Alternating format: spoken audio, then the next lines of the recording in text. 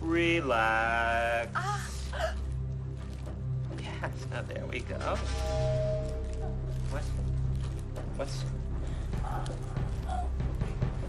What do you put in here?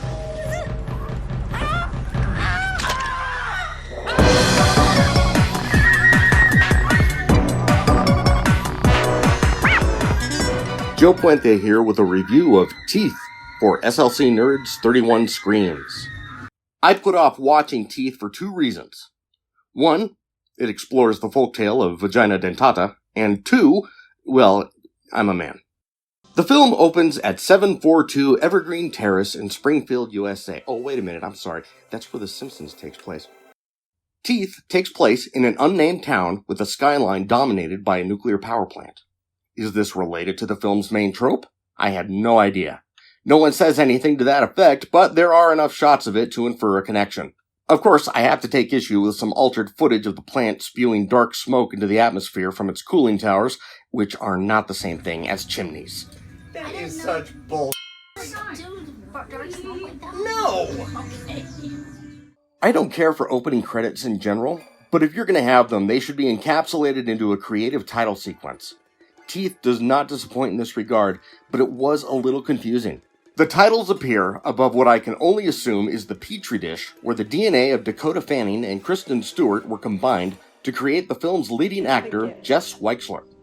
The film has been described as a horror comedy, which is accurate considering my reactions to some key moments.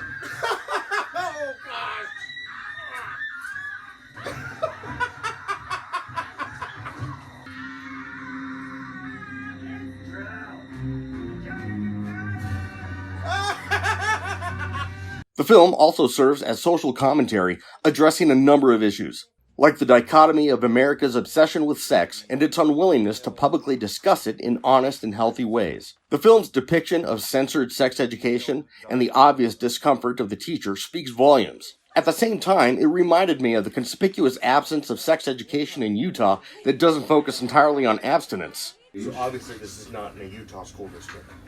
The female privates. Oh, really?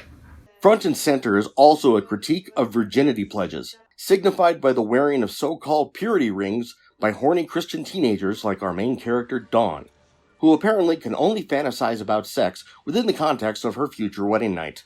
Even this avenue of sexual exploration is hindered by the fact that the pledge isn't just to abstain from sex, but any form of sexual gratification, as it's explained with obvious frustration by Dawn's love interest, Toby.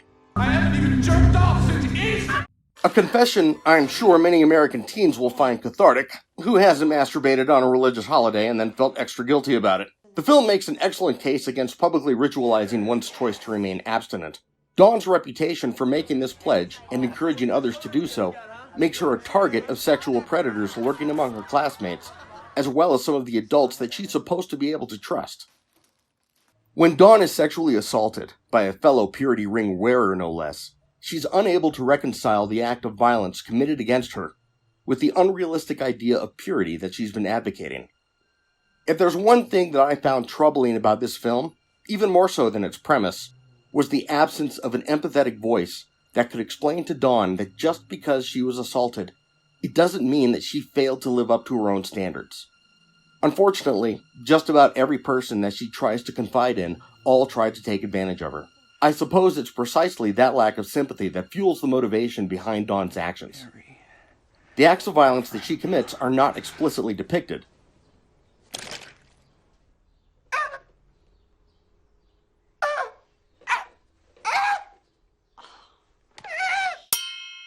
but the results certainly are, to dramatic and anatomically accurate effect. Overall, I give this film a customized rating of 3 purloined penises out of a possible 5.